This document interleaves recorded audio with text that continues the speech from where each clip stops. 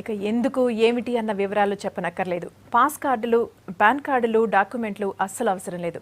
Income tax బాధే లేదు. ప్రపంచంలో ఎక్కడికి కావాలంటే అక్కడికి, ఎప్పుడు కావాలంటే అప్పుడు, ఎవరికి కావాలంటే వారికి గుట్టు చప్పుడు కాకుండా అనుకున్న స్పాట్కి కోట్లు రీచ్ చేయొచ్చు.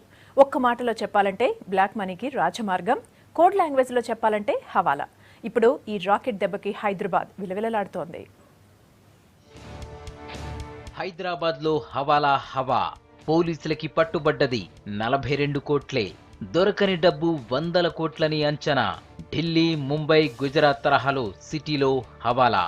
ఎన్నికల్లో రాజకీయ నాయకుల హవాలా కరెన్సీ.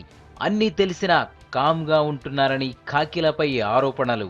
ఆర్థిక నేరాలు వెలుగులోకి వచ్చినప్పుడల్లా వినిపించే మాట హవాలా. అక్రమ వ్యాపారాలు చేసే బడా సంస్థలు, ఉగ్రవాదుల ఆర్థిక లావాదేవీలు జరిగేది ఈ మార్గంలోనే. హైదరాబాద్లో ఇప్పుడు బ్యాంక్ ట్రాన్సాక్షన్ల కంటే బ్యాక్ డోర్లో హవాలా దందా ఎక్కువైంది. అధికారుల కళ్లుగప్పి నల్లధనం అక్రమ మార్గాల్లో తరలిపోతోంది. ఈ విషయాన్ని పోలీస్ అధికారులు అనఫీషియల్ గా ఒప్పుకుంటున్నారు. ఇప్పటి వరకు ఆస్తి సెటిల్మెంట్లు, కిరాయి హత్యలకు పాల్పడిన రౌడీలు సైతం హవాలా దందాలో చేతివాటం ప్రదర్శిస్తున్నారు.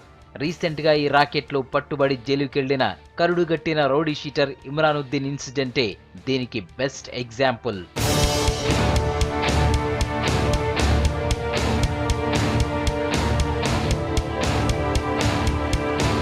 సిటీలోని పాత బస్తీ, బేగం బజార్, రాణిగంజ్, మిస్రిగంజ్, ఫలక్నామా, సికింద్రాబాద్, ట్రూ బజార్, మెహదీపట్నం, శ్రీనగర్ కాలనీ, శంషాబాద్లతో పాటు చాలా ఏరియాల్లో హవాలా దందా జరుగుతున్నట్టు తెలుస్తోంది.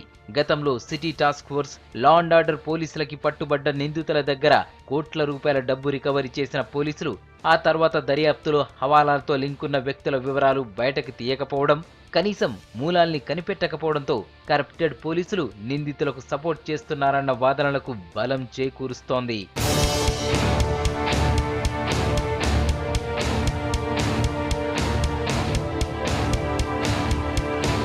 హవాలా అంతా నోటి మాటపైనే నడుస్తుంది.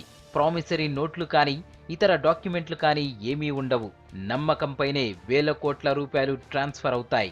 పోలీసులు అనధికారికంగా చెబుతున్న సమాచారం ప్రకారం సిటీలో 100కు పైగానే హవాలా ముఠాలున్నాయి. వీరికి దేశంలోనే కాకుండా ప్రపంచం నలుమూలల నుంచి హవాలా ఏజెంట్లతో సంబంధాలున్నట్లు టాక్. నగదు తరలించేందుకు బంధువులను, అత్యంత నమ్మకమైన వారినో ఎంచుకుంటారు. ఎంతో రహస్యంగా జనసమర్థ ప్రాంతాలలో చేరాల్సిన వారికి చేరవేస్తారు.